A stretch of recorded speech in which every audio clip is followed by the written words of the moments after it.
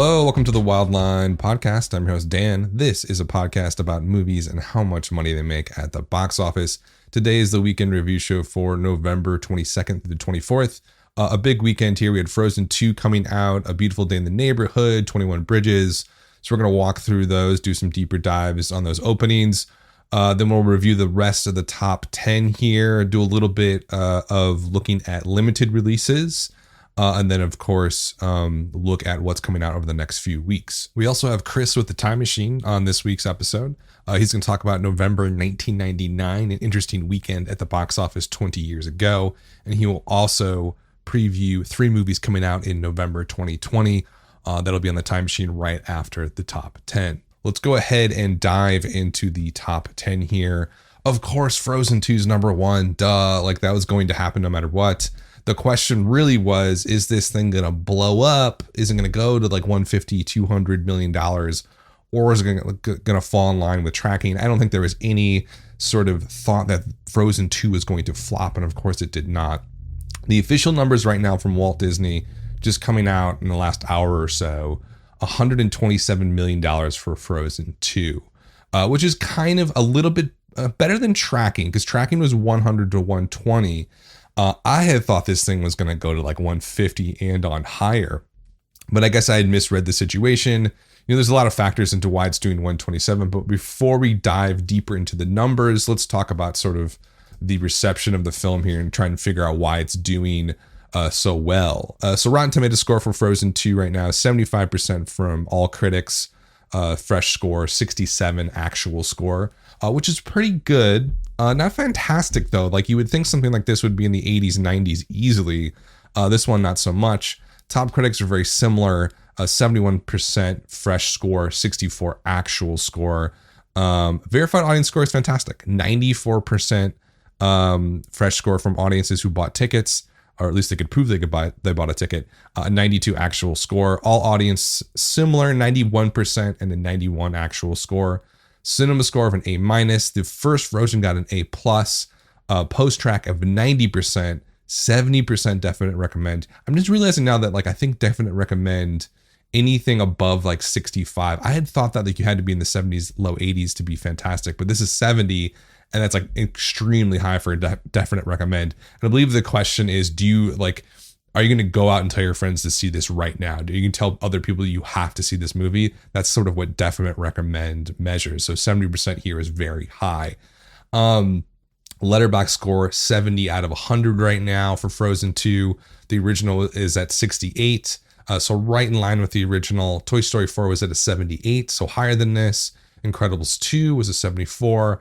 And Coco, apparently Letterboxd film nerds love Coco. It has an 84 out of 100 on Letterboxd, which is basically like an A++. So Frozen 2 right now, look, critics like it. They don't love it. Audiences love it, but not as much probably as the first. And the thing that you can really point to, you can't see it in the verified audience score because we didn't have that back when Frozen 1 came out.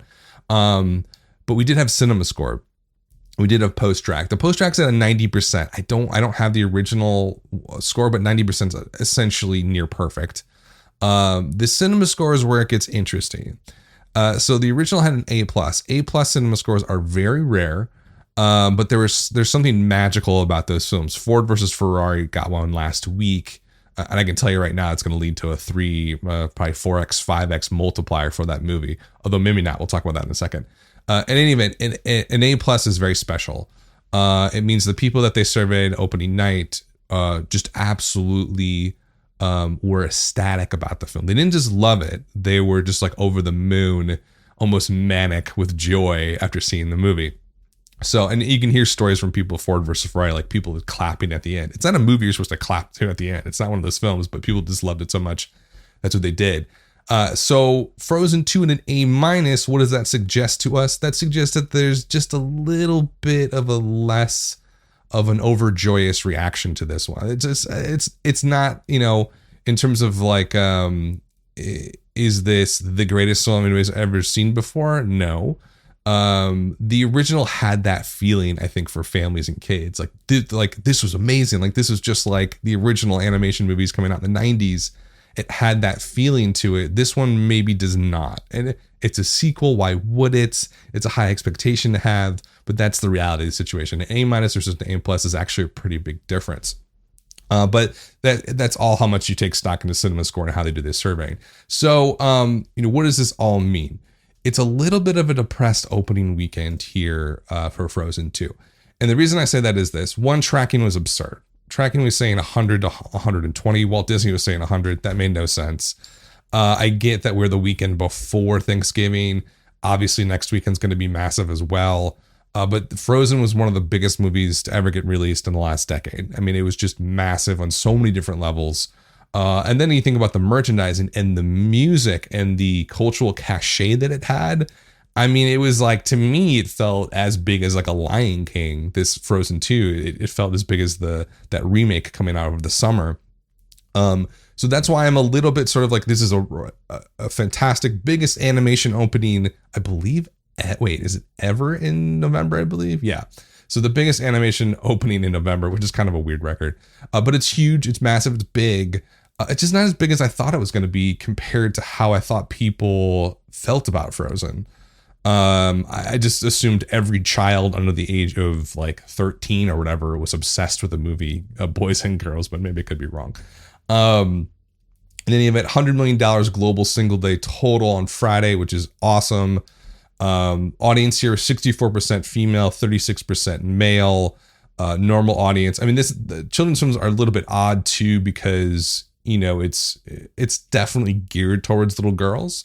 So that's why you're going to have a higher female audience here. Typical movies, 45 male to female.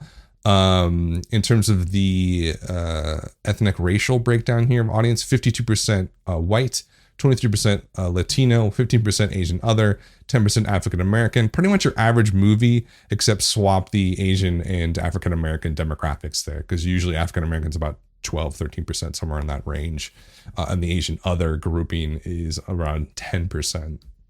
Where's it's going to be so hard to track this thing. So it's at 127 now. Where's this thing going to go, and where does it sort of live? With the rest of the movies. Like the original opened up, what was that? November 2013, massive production budget. I forgot that it was $150 million to make that movie. I thought it'd be like 70 or something. That one went on to make $400 million domestically. I think this will easily hit that. I mean, I'm just telling you, this opening weekend, 127 seems high, but I think it's very depressed because we got the holidays. And then once we hit Thanksgiving, it's going to crush all the way through New Year's easily. Tons of people are going to be seeing this on Christmas. So the legs here, 3X is the basement. So that already puts you at like what, 390. So yeah, $400 million. This is definitely going to make more than the original. International box office for Frozen was $871 million. I'm sorry, the total worldwide was 1.2 billion. Just foreign was 871. So this thing has to make 1.2 billion. I see that happening pretty easily. The marketplace, even over the last 6 years it's been since the original, has become even more global. So I think this thing easily cruises to 1.2 billion. Just comparing it to like Lion King that came out this year. Remember that one opened at 191, closed out at 543 domestic. It's not going to hit those heights, it doesn't feel like. I'm thinking domestic totals probably about 500, or like I would say 470 to 500. It's just going to have massive multiple. And then Lion King did $1.6 billion worldwide. I don't see that happening for Frozen 2. But it's going to be a strong couple of, or actually I would say couple of months, right? With this thing playing. In terms of where it sits on the overall opening weekend list, 127 puts it at 34, just above Deadpool 2, which was last year, and then Iron Man 2 back in 2010. So very strong. And what else is there? It's around like Harry Potter and Deathly Hallows. Which one was this? Oh, part 1 back in 2010 is a little bit higher than that. It's higher than Toy Story 4, which came out this year. We remember that one. The tracking on that was like, we all thought like 140, 150, and it came in 120, and everybody was kind of like disappointed. This doesn't necessarily have the same feeling as that disappointment. Look, Toy Story is going to make a ton of money. It was a huge win for Disney, but that weekend it just felt like, where's the 150, where's the 160 opening weekend? And I think for Frozen 2, and there was disappointment there. I think with Frozen 2, because we know that it's a weekend before the holiday, it's just kind of a weird opening weekend. It doesn't really feel that crazy that it's at 127. And the actuals may like push it to 130, 135 or something crazy tomorrow. So we'll see about that. But it is a huge win for Disney. It's been such a crazy year for them. Disney Plus launched 2 weeks ago ish. I was just watching it this morning. I'd never seen Avengers Endgame. Well, I saw like parts of it. I finally sat down to watch it, and I was like, oh, like this is Disney Plus is great. It's a cool service. It's cheap. Bundle it with Hulu and ESPN Plus, and it's like $12.99 a month. It's a great deal. Disney has just had a banner year. And other news too, it just generally in the movie world is I'm going to get a little bit wonky with you folks.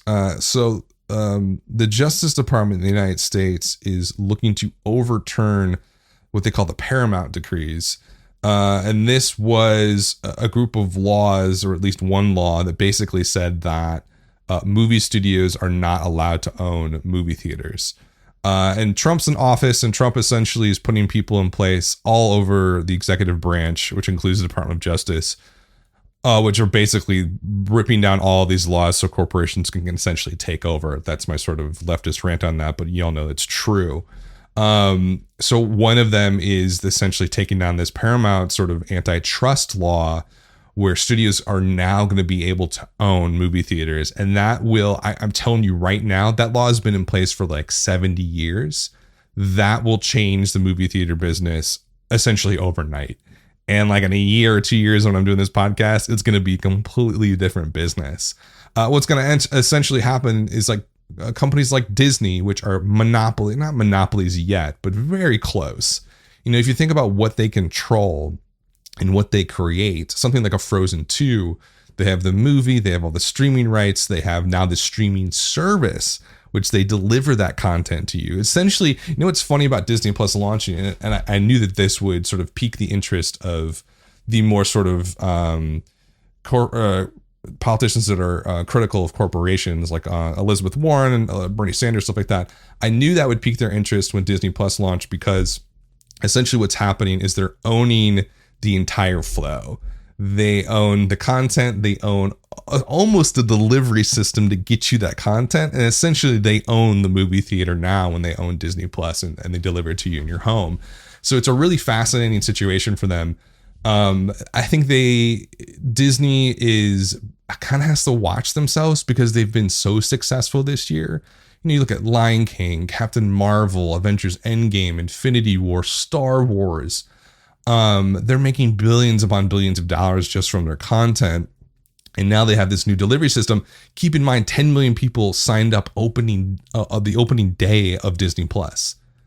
That's like, $100 million created overnight. That's a monthly revenue over the year. They basically created $1 billion company in a day. So they do have a lot of power. And I do wonder, how they're going to change the business in general if they start owning movie studios. But even like right now, this is kind of it's going to go right back to Frozen 2. Frozen 2 is going to make all this money in the movie theater, right? Now, the typical release window will be in 90 days. Frozen 2 will hit VOD rental and EST electric sell-through. You can buy a digital copy for like $16 in 90 days usually. Is Disney going to change that? Like they own this whole property. They can do whatever they want.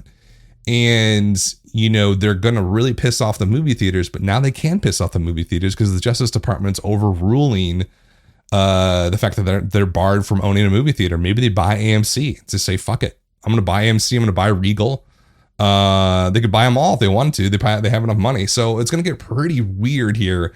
And the reason I bring that up is they're already pushing an envelope pretty hard. So Avengers Endgame came out in, April of 2019. Essentially, let's call it May 1st because it was right at the end of April. Now, normally, that means it wouldn't hit like VOD until, July. And and then it probably normally wouldn't hit a streaming service like an SVOD and Netflix or whatever until early next year, usually like 8-9 months is the window. It was on the service in November. Like, they're cutting months off the release window that has been established for these films. So they're already mixing up everything. And so we'll see what they do. And I think, Frozen 2 is just another huge win for Disney. And it's going to continue. It's going to make $1 billion easily worldwide. And we'll see what they kind of do with that power and that success. And I hope it doesn't go to their head, because if it does, depends on who wins the White House in 2020. It could go really poorly for them. Okay, in any event, Disney rant, Frozen 2 doing fantastic. Number 2 this weekend was Ford versus Ferrari. Remember A+ cinema score we just talked about, 49% drop. That's a little bit higher. They were calling for like a 50% drop earlier this weekend, like Thursday, Friday. And I was like, that seems way too high for an A+ cinema score. And also a movie like this. But I do think Frozen's taking up a lot of parents' time. They got to go to Frozen because your kid wants to go. You want to see Ford versus Ferrari, but you don't have time.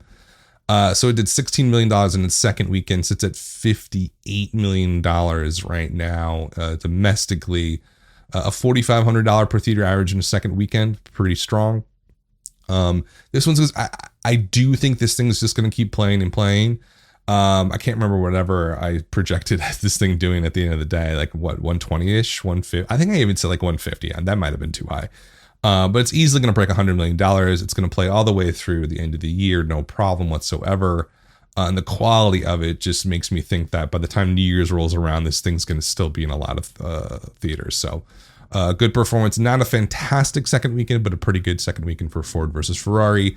Number 3 is A Beautiful Day in the Neighborhood, a new wide release from Sony Pictures, $13.5 million. Per theater average, kind of low for an opening weekend. They pushed it out here a lot to 3,200 theaters. Per theater average was $4,100. That's not super strong. And I can't really figure out why. There's a couple of big questions with A Beautiful Day in the Neighborhood.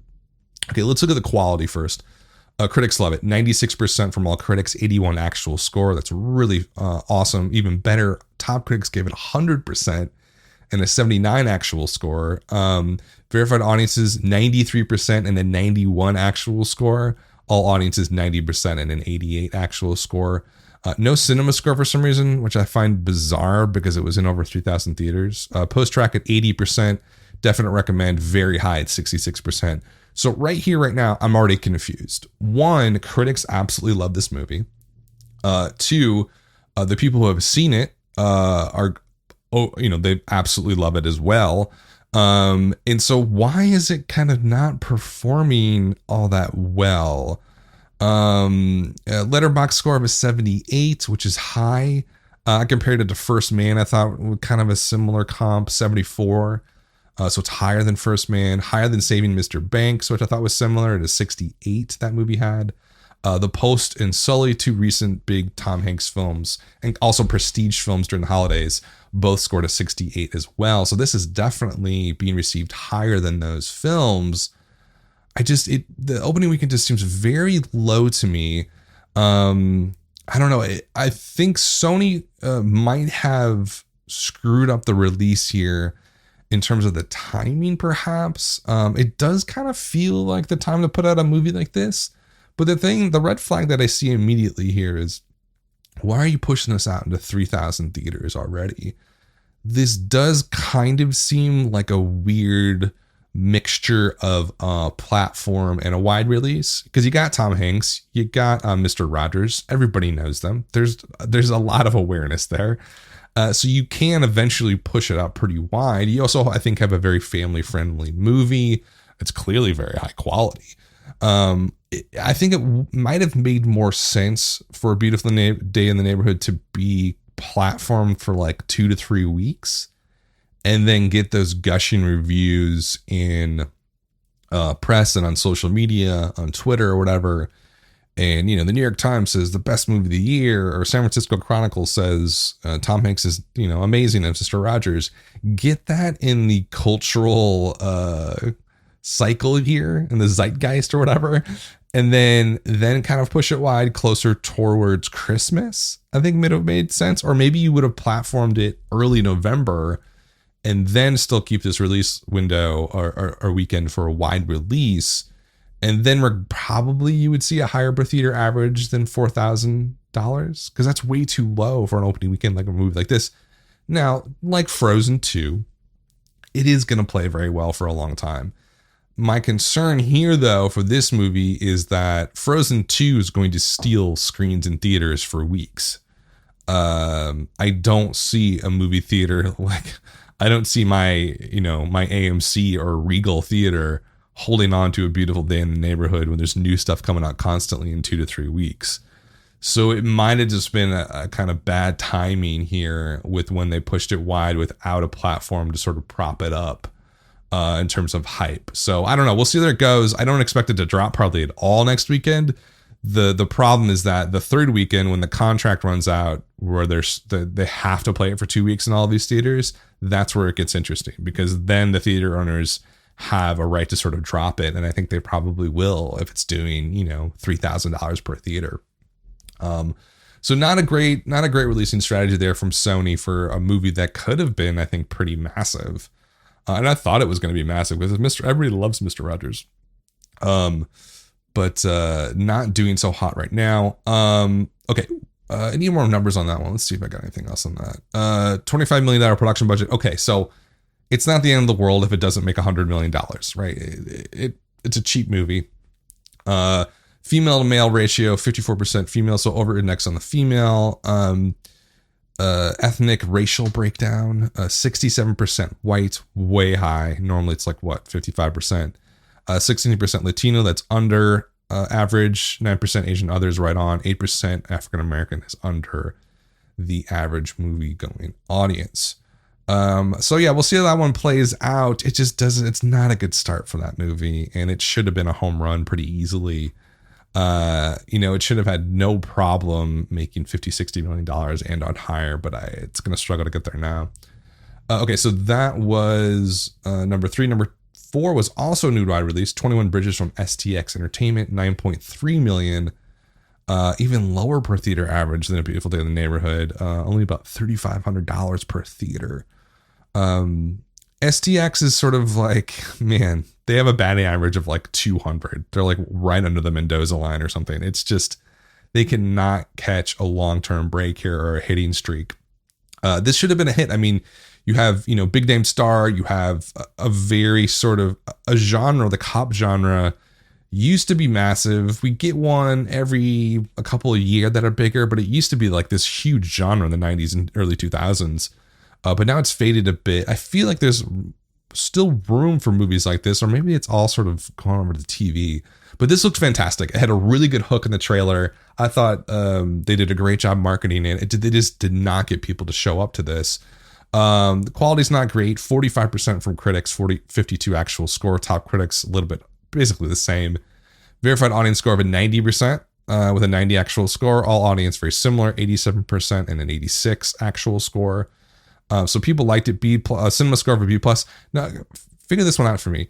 This was on 1,000 less theaters than A Beautiful Day in the Neighborhood, and it has a cinema score. It doesn't make any sense. Why did they not do a cinema score for A Beautiful Day in the Neighborhood? Something's weird about that release. I don't understand why. Letterboxd for 21 Bridges is 60 out of 100, which is not great.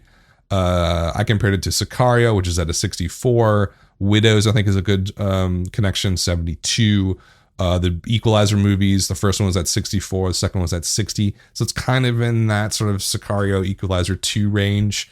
Who showed up for this? 35% African American, so way over index in that audience. 33% white, way under index there. 19% Latino, 13% Asian other, pretty kind of average-ish for those audiences. Only $33 million production budget for 21 Bridges. I don't know. It's an okay performance. It's a genre flick, so it's a different set of parameters for success. But if you kind of extrapolate it out here, is this thing going to have a big international audience? Absolutely not. It's not going to. STX is terrible at international stuff. It's kind of the cop genre taking place in New York. I just don't see it playing well outside the US and Canada. 9.3 million now. The best it's gonna do, I would say, is 30 million. I would say it ends up 25 to 30 million dollars.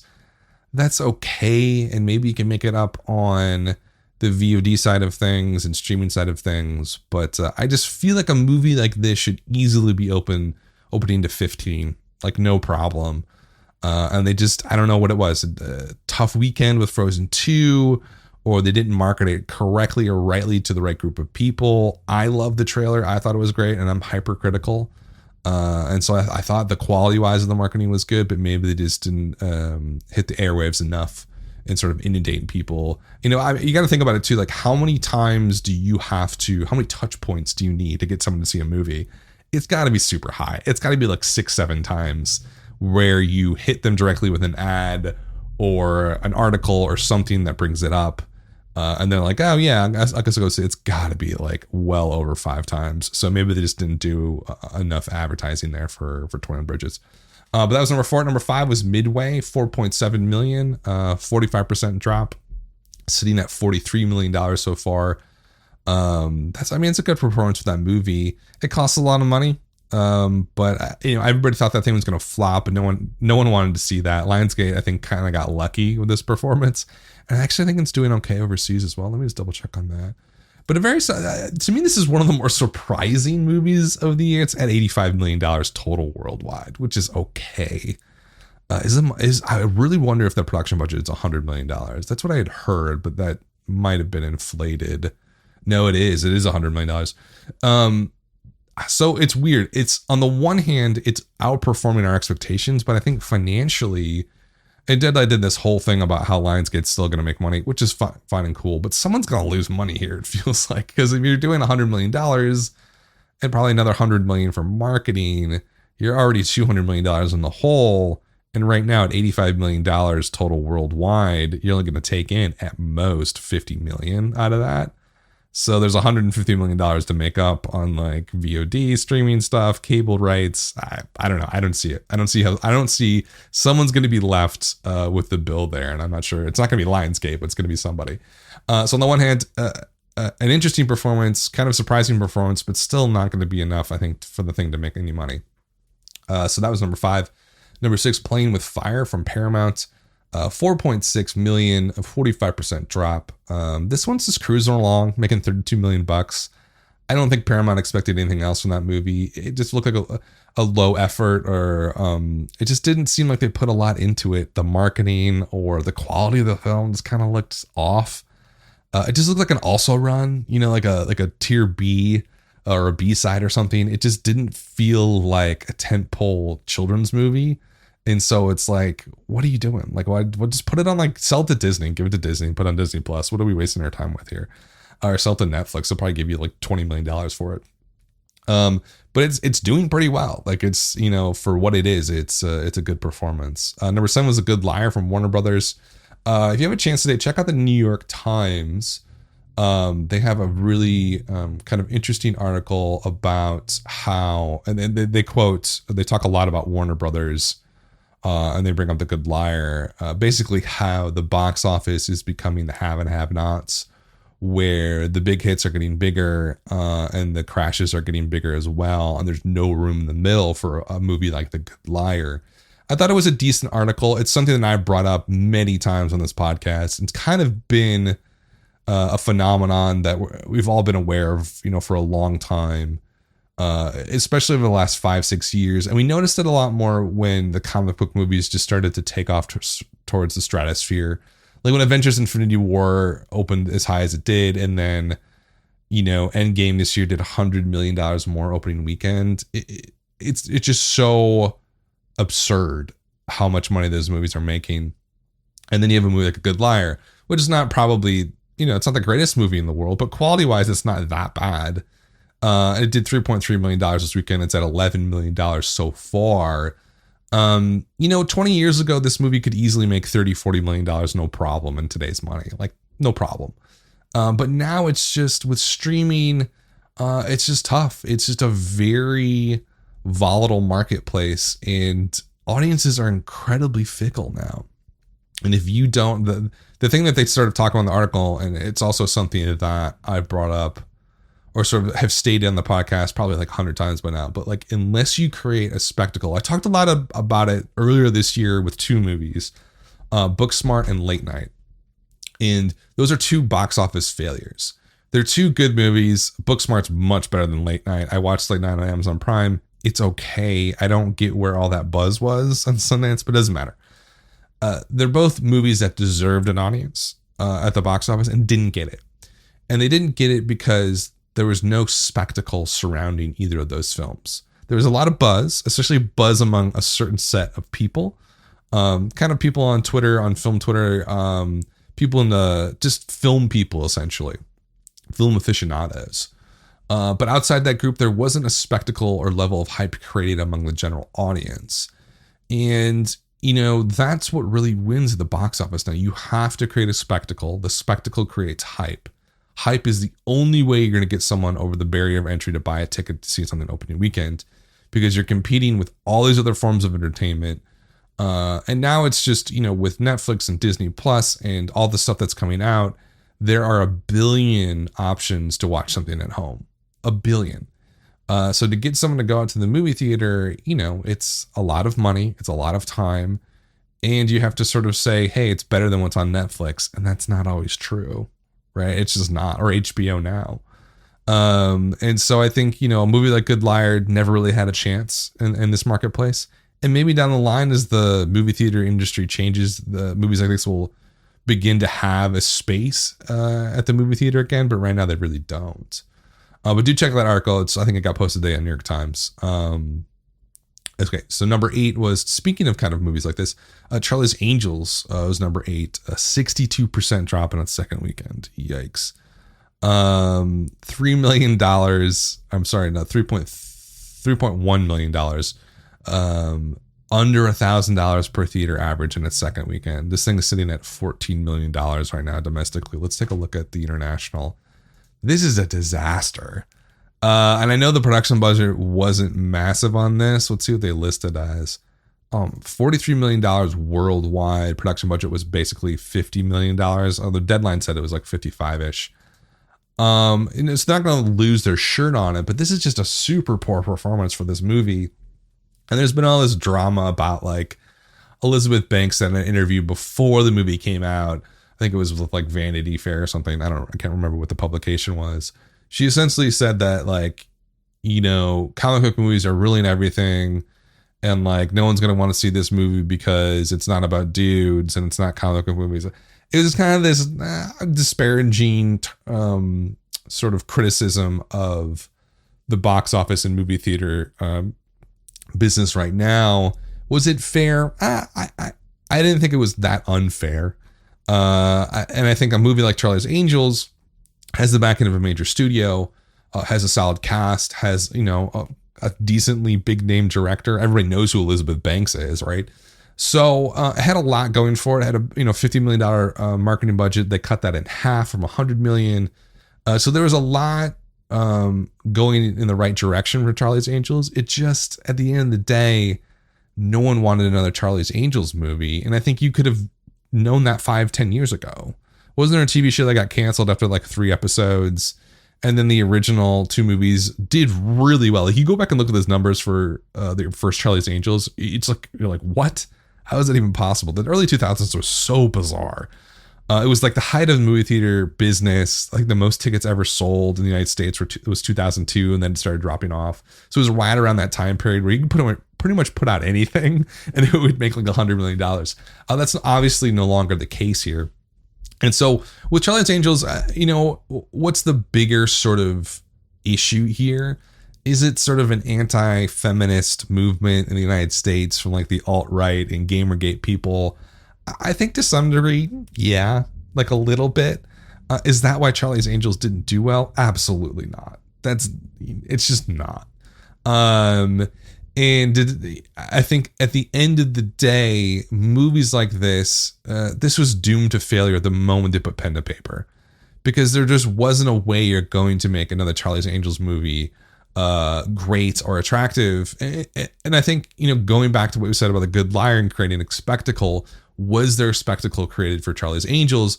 That's the only way they would have saved it. They still could have had the same movie if they changed the marketing significantly and made it give me a hook, give me a reason to pay $20, to go out and see this movie. And people might have shown up, but it was a really uphill climb. I think kind of the same thing with Ghostbusters, both Sony, by the way. Sony's kind of kind of rough here, fall here. Sony, with the Ghostbusters situation, there's a lot more of the anti-feminist stuff going on, which is just gross and super weird. And we're seeing it constantly now with any movie that has, we saw it with Terminator Dark Fate too, any movie where females are in lead. But like Charlie's Angels has always been a female driven IP. So it's like our story, whatever you want to call it. So it just like was bizarre, such the bizarre criticism for anybody to attack this movie because it has female leads in it. It was just, the wrong product at the wrong time. And that's why it's pretty a massive failure here. But I don't think they're going to lose a ton of money because they didn't spend too much and they cut the marketing budget in half. So I don't think it's going to be like a financial huge flop. I think to expectations, it's just not doing well at all. Okay. Number 9 was Last Christmas, Universal, $3 million. Still sticking in there, $28 million for that one. Again, that seems like an underperformer too. Like, why is that not opening to $15 million and making 45? It just seems like a no-brainer. Maybe they opened too early in the season, possibly. I'm not sure. It seems like an underperformance for me. Number 10 was Joker, still hanging on, $2.8 million. Still has a $2,000 per theater average in its 8th weekend, $326 million. Domestically, it has passed the $1 billion mark worldwide. Again, one of the biggest box office stories of the year, hands down. And that's the top 10. Anything else on the top 10 I'm going to talk about? Harriet's doing okay. Harriet somehow made $36 million. I mean, that one's just sticking around. Really going to bode well for its awards contention. Dr. Sleep is fallen off the face of the earth. I lost so much money on that movie on Hollywood Stock Exchange. I lost like $5 million on Hollywood Stock Exchange from Dr. Sleep. And I thought it was like an easy bet. I thought it was easy money. Again, Warner Brothers, right? Back to the Warner Brothers issues. Check out the New York Times article. Why did that fail? It's so hard to sort of figure out, but ultimately, you could, and I've heard this a lot from the people. I don't want to take credit for this. Shining 2, Dr. Sleep, Dr. Sleep. Why would you not call it that? That's all you had to do to get like an extra $20 million out of this movie. And for some reason, the marketing people just said, no, we don't need to draw a direct connection back to Shining. Of course you do. People are so busy and they have so many different things going on. You have to remind them constantly. If you have to hit somebody 6-7 times to get them to even think about going to see your movie, and you call it Dr. Sleep, like, what's Dr. Sleep? I saw the first trailer and I was like, I don't get it. And then eventually, you see the scenes in The Shining, you're like, oh, so I guess it's related to The Shining. And I'm not a stupid person, right? Like, and I watch these things constantly. It was a confusing marketing campaign. They should have been just ruthless with the Shining branding on this, and they just didn't do it. And to me, that sticks out as the biggest failure here for this movie. It's going to lose so much money because it was somewhat expensive. It's only made $28 million here domestically. I think Warner Brothers super dropped the ball on that. Limited releases, Jojo Rabbit, Parasite. What are they doing? Both at 16 million. Both, I think, really good performances. Parasite to me is even sort of, because of the type of film it is, kind of an outrageously good performance. Jojo Rabbit's pretty decent. Terminator Dark Fate. Oh God, so sad. It's funny because you think like Terminator Dark Fate, like what does it make, like $30 million? It's at 60, so it's not the end of the world, but it's going to lose like what, $50 million, $100 million. What else? Any other? Honey Boy. I saw the trailer. So Shia's been around doing the press stuff, but I had not seen the full trailer, and I got it as a pre-roll YouTube ad the other day, and I was enthralled. I was like, this looks fantastic. It's doing okay still. 44 theaters, $6,000 per theater, just at about $1 million now. But watch out for that movie. There's something about it. Waves also look out for from A24. That had a platform release last weekend. Bumped up in theaters, not doing so hot. $8,000 per theater in 21 theaters. That's okay. I forget what it made last weekend. I thought that one was going to break out a lot more. It's not right now. Okay, so anything else limited? That's mostly it. But keep your eye on Honey Boy. I think there's a lot of awards potential there. Let's go ahead and turn it over to Chris with the Wildline Time Machine.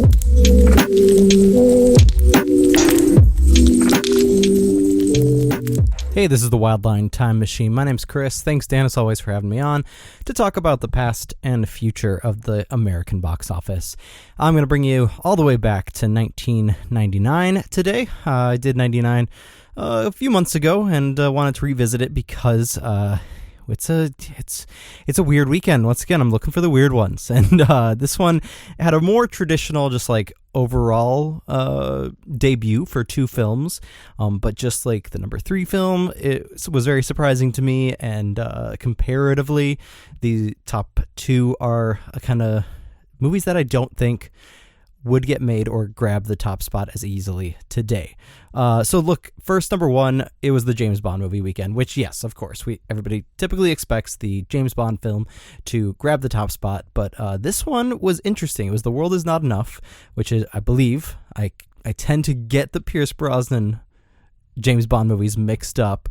Actually, I get them all mixed up, let's be honest. I was enthralled by them as a teenager, but they're just kind of like whatever now, especially... I don't know. I don't know what to make of these guys. It was a movie that debuted with $35 million, which is decent. But then compare that overall, its budget that year, $135 million. It only made $126. So I mean, especially considering marketing, like it had to go foreign for it to make any money, which is kind of strange compared to what we'd expect of a typical action movie today. That was part of a big franchise like that. Like people, I feel like, especially the way that Dan's been talking about like Fast and the Furious, that's kind of a newer thing, but I guess this has been going back. Like it makes sense even if you look at Tomorrow Never Dies in 97. Once again, $110 million budget, it made 125, so it made more, but once again, considering marketing, it had to go overseas, and that's perhaps another reason why it had, a Chinese Bond girl in it. It wasn't just, it actually wasn't trying to diversify the franchise. It was them appealing perhaps to the Chinese box office. But then World Isn't Enough, with Denise Richards in the Bond girl spot, it seemed like that would not, pique as many foreigners' interests. Though maybe, I don't know, she would. Am I misremembering how big she was? Maybe she was huge. I'm not remembering this, but she was in a lot of stuff in the mid to late 90s.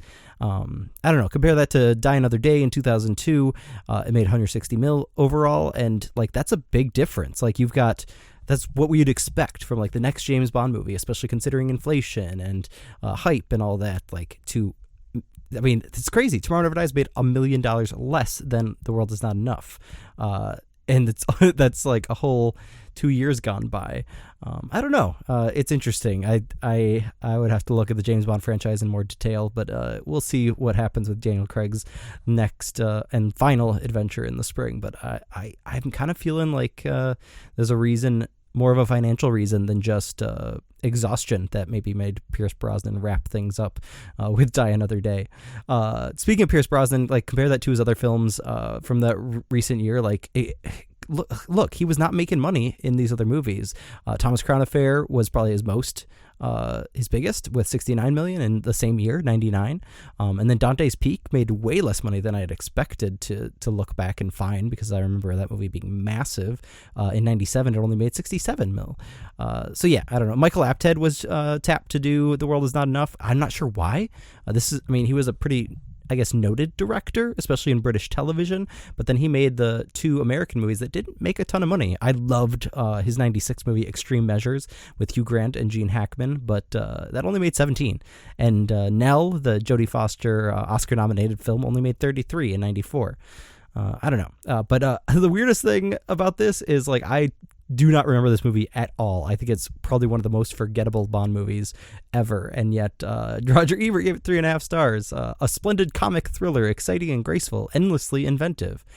I don't know, man. Roger was like in pretty much everything in the late 90s, I think, because in our number 2 film, Sleepy Hollow, made a $30 million debut that same weekend, which once again, it seems like Tim Burton, gothic horror source material. Like, I was surprised. I thought that movie would have done more, especially even considering inflation.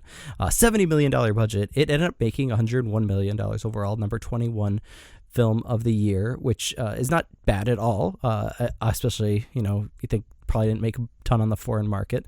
I'm sticking to American for this segment of the podcast. But I mean, compare that to other like fantasy horror movies that came out that year. I guess The Mummy was more adventure, but that made 155 million, kind of famously back in that year, and then flopped when they tried to reboot it more recently. The Haunting, the original story of The Haunting of Hill House before the Netflix series, not the original because there was a movie in the 50s, I know, but you know what I mean. That made $91 million. That's huge. And so like to compare that, it seems like Sleepy Hollow made out way better than I had remembered, because once again, I think it was totally forgettable. But once again, Ebert gave it 3.5 stars. He says it begins with a story that would not have distinguished one of the lesser films from the Hammer horror franchise, famous for the gothic horror such as like the 1950s Dracula all the way up to like Harry Potter, Daniel Radcliffe's Woman in Black more recently. He says it elevates it by sheer style and acting into something entertaining and sometimes rather elegant. I think that's just a very nice way to say it was boring, because I think it was super boring but kind of pretty to look at. I don't know. Johnny Depp, also, this was like his biggest movie of the late 90s out of all the things he was doing. Fear and Loathing, maybe more iconic, but only made 10 mil at the box office. The Astronaut's Wife, and everybody sees him as like, a classic romantic lead. Maybe that's just, I don't know. I guess he's more action adventure now, but there was definitely a time where he was like the, people's sexiest man alive, whatever. That movie only made 10 million the same year, 99. Sleepy Hollow was kind of his biggest hit. Same thing with Tim Burton. This was one of his bigger hits of the 90s. He made Ed Wood, which made not a lot of money, and then he made Mars Attacks, which only made 37 million. Have very fond memories of that one. I wonder if it holds up. Planet of the Apes, though, in 2001, is kind of where he finally broke out and started, some people might say selling out, with 180 mil in 2001. That's crazy. I had no idea that Mark Wahlberg version made so much money. Number 3 at the box office that weekend was Pokemon, the first movie. I barely remember the animated Pokemon movies coming out. I guess there were 4 of them that came out in the U.S. This is insane. Pokemon 2000 came out earlier that year. No, later that year. What the heck? It came out in the same year, 99. It came out a month later, made 43 mil. So only half about as much as Pokemon, the first movie, made, with 85 mil. 12 million its second weekend for the number 3 spot on a $30 million budget. Of course, it made tons of money in Asia. And Pokemon 3, which came out in 2000, a year later, made only 17 million. And then you bring that all the way to like the most recent animated Pokemon movie, Power of Us, in 2018. It didn't even break $1 million in the US box office. I think that was maybe one of those Fathom events things that they do where it's, just few sparse showings here and there, but now they're trying to make it a franchise again, of course, with Detective Pikachu, which made 144 million. I think that's the final count on that one from this year. Compare Pokemon, the first movie in 99, to the other animated films of that year. Toy Story 2 made $245 million. The Iron Giant made 23 million, so like solidly in between there. I would have expected that the Iron Giant would have made more money. I know it wasn't a hit, but Pokemon, the first movie, $85 million. Crazy. Let's look at the future. Next year, around this time, we've got 3 movies to look forward to. All of these are November 2020 releases. Starting with King Richard. This made a splash earlier this year in the news because Will Smith picked it up. It's the story of Serena and Venus Williams as children, growing up, getting coached by their father. Ronaldo Marcus Green has been chosen to direct. He made the big flop from last year, Monsters and Men, with John David Washington. It didn't even make $1 million. So I'm not sure what's going on here. He had a very promising future with his short films. I think Will Smith is just, looking out. He's a black director, and he seems to be a little more serious-minded, social commentary style. So to pick something with some heft to it, maybe even Oscar potential, who knows? But speaking of Will Smith, he hasn't really done a lot of Oscar potential stuff. He, of course, had very notable roles in Suicide Squad, and he's got Bad Boys for Life coming up. But Concussion was probably his last, serious lead acting role. $34 million back in 2015. Focus also, or no, Concussion was, they were both 2015. Focus made 53 million. So that was actually a decent year for him. But to say that 5 years later, finally come back with another kind of lead meaty role, and maybe even one for Oscar. I think he was going for an Oscar with Concussion, but that didn't pan out. This is coming from Star Thrower Entertainment and Overbrook. They made The Post and Wind River, and also Collateral Beauty, Will Smith's 2016 I don't even remember what that was about. Is that the one where like he talks to death and stuff, or like people? It's like Inside Out for grown-ups. I don't know. 31 million that one made. Who knows? I think with the subject matter, this could be Will Smith's official return to like important cinematic actor, serious dude. We'll see. Also coming out next November is the first Disney animated film in a while that wasn't a franchise. This is or at least they're going to start a new one. I don't know. I think they think that How to Train Your Dragon has officially fizzled out, though I would be surprised considering how much The Hidden World made this year. But Raya and the Last Dragon is coming out. Maybe it's Raya and the Last Dragon is coming out next November with Cassie Steele and Awkwafina as the voice cast from Degrassi: The Next Generation and The Farewell, respectively. It's about a warrior who searches for the last dragon in the world. It sounds kind of blah, whatever. But Paul Briggs is a part of this. He's he was the head of story for both Zootopia and Big Hero 6, which are arguably two of the best Disney animated films of the past decade or so. So we'll see. Maybe they can do it. I think that it takes a lot for Disney to gamble on a big new idea. I think Zootopia was probably the last time they did that. But it did pay off handsomely for them. So, just make it good. I don't know. I'm not a big fantasy guy, so I'm not super excited about it, but I'm sure my kids will be pumped. Last movie I want to talk about for the Time Machine today is called Happiest Season. This is one I'm probably the most interested in. Directed by Clea Duvall, the actor from Veep and The Faculty. I had no idea. She had a movie come out as her directorial debut in 2016 called The Intervention.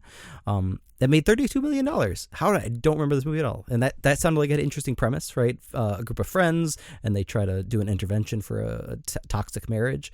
And this one has an interesting premise, too. It's about a woman who proposes to her girlfriend at a holiday party in front of her parents that she didn't realize that her girlfriend wasn't out to yet. This should make a ton of money. This should be like a slam. It's a holiday film. It's romance. It's also kind of subversive. But Mackenzie Davis and Kristen Stewart in the leads, which I think are awesome choices. And yet Terminator Dark Fate nosedived, and so did Charlie's Angels. So I don't know. Maybe this is more like I'm excited for it because sounds like a good movie. Not so much it's going to make a mark on the box office. It is coming from Entertainment One and Temple Hill. Entertainment One made Scary Stories Told in the Dark in 1917 this year. Scary Stories made a decent amount of cash. We'll see what 1917 does, especially in the wake of Midway. That's Sam Mendes' war drama coming out just a few weeks after Midway. I'm going to forget which one is which, I'm sure, with due time, despite their obvious titles. One's World War I, one's World War II.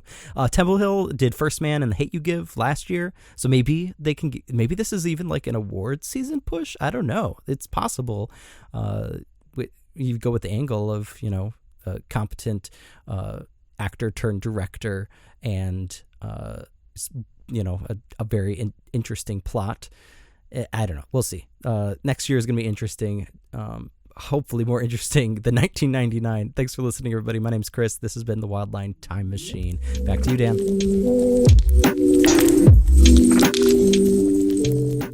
Thanks, Chris, for another great Time Machine segment. That was awesome. I do remember both those movies coming out in 1999. I want to say I saw both of them opening weekend. I feel like I saw Sleepy Hollow that Friday night, and then like maybe The World Is Not Enough during Saturday or Sunday. Sleepy Hollow was cool. I remember it was kind of felt like an event film, but you look at the numbers now, it didn't really do all that well. The World Is Not Enough was a complete train wreck. I remember the final scene of that movie. I mean, it was so bad. There's a great Mark Kermode rant about that movie, about Denise Richards being a nuclear scientist. Just check that out on YouTube. There's some quip at the end of that movie where it's like Christmas only comes once, as like a sexual innuendo thing. And I remember seeing it as like, I was 17 years old. And I was like, that was maybe the stupidest movie I've ever seen in my life. I can't believe I wasted my time seeing this. And I used to go to the movies constantly. Clearly, I went to both these movies opening weekend. It really kind of changed something inside of me where I was like, I don't want to watch these terrible movies anymore. Because I would go to see anything. I went to go see Biodome opening weekend. And I sort of slowly kind of went towards more art films. So The World Is Not Enough really turned me into a film snob. I think for the better. Sleepy Hollow, I think, is a little bit forgotten, but the set pieces are so beautiful and the vibe is so lush. that it's worth watching if you haven't seen it. The story is not fantastic. Obviously it's taken from the old legend, but what he does with it's not great. But the look of it's just fantastic. Pokemon, I'm not going to go there. Of the new movies that Chris talked about, I think The Happiest Season sounds wonderful, from Clea Duvall. I didn't know she was a director either. So Mackenzie Davis and Kristen Stewart, I mean, can you imagine two better leads in a movie like this? This is going to be fantastic. I hope it's super arty. I hope they don't go wide release. I hope they just do like, I don't know who's, it looks like TriStar maybe, or who, I don't even know who E1 is. Who are these people? This needs to be an A24 film. It needs to be in New York and Los Angeles for like a month, and then it needs to go like straight to streaming like 2 months later on Amazon Prime. Everybody's going to be happy that way. But it sounds like a wonderful film. Okay, let's close out the show and talk about what's going to be happening over the next few weeks at the box office. Obviously, we are now currently in the holiday movie season. This was the official kickoff, I think, this weekend with Frozen 2. And A Beautiful Day in the Neighborhood, definitely a holiday movie. We have a ton of limited stuff coming out over the next few weeks. I can't go through all of them. Let's go through the major stuff though. Knives Out is a wide release from Lionsgate coming next week. That's a Ryan, what's his name, Johnson film. That has gotten ecstatic raves right now. Ecstatic. People are loving it. When it played at some film festival, I can't even remember, was it maybe Toronto? People are all over that one. So that one, I don't know. It might get lost in the shuffle of the holiday though, even though it's a really good movie. It just has that vibe to it that it might be really good, but people aren't going to show up to see it. Queen and Slim, I have no idea how that movie is going to play. It's a very bold picture for Universal to put out. It really is. It looks like a 1970s sort of almost Easy Rider, Bonnie and Clyde type film. It looks fantastic and fun and interesting. I don't know financially how well it's going to do. It just does not seem like an easy play for the masses. And then we're into December, and we're talking about The Aeronauts. Why is Amazon putting The Aeronauts out on theaters? It's going to be on Amazon Prime, or like already is. So I don't know what the thought is there. Playmobil was not supposed to come out in August from STX. Apparently got pushed to December. I didn't realize that. What else is coming out? Not too much then. The 13th, we got Black Christmas, Jumanji, Richard Jewell. Look out for Richard Jewell. That was a really good trailer. And I'm not the biggest fan of Clint Eastwood movies. I have seen Sully like 100 times just because it's like, it was like always on HBO, and I just kept watching it because there's something like hypnotically terrible about it. It just has the weirdest vibe to it. The Richard Jewell movie looks pretty good. If you're not like, if you're under the age of 25, you probably don't know that name. But a very infamous guy from the bombings at the, when was it? One of the 90s Olympics in Atlanta. I don't remember what year it was. But it looks pretty good. Jumanji is going to be huge. It looks like. I have not seen the trailer for that though. So I don't know. Maybe I'm just not the target demographic. Bombshell's coming out limited. Anything else unlimited? Uncut Gems comes out limited December 13th. That's going to be awesome. Then we have Cats, Star Wars, Bombshell all on the 20th. On Christmas Day, we have Little Women, Spies in Disguise. It's going to be a really jam-packed holiday season. Obviously, Star Wars is going to dominate everything here. Maybe Cats has a weird meme run here and does pretty well. I kind of doubt it though. And then we're into January. I'm like excited to get to January. I'm not like, the holiday season's fun, but we all know it's going to do well. Like Jumanji's going to do well. Black Christmas is going to disappear. No one's going to see it. Star Wars is going to be huge. Bombshell is going to do pretty decent. This is all kind of award season, kind of just easy bets right now. Once we get into January, it gets a lot more exciting. We get stuff like 1917. The Grunge remake comes back. Bad Boys for Life. I mean, it gets really wild. I like January the most. Okay, awesome. Thanks for listening. This has been the Wildline Podcast. We will be back next weekend.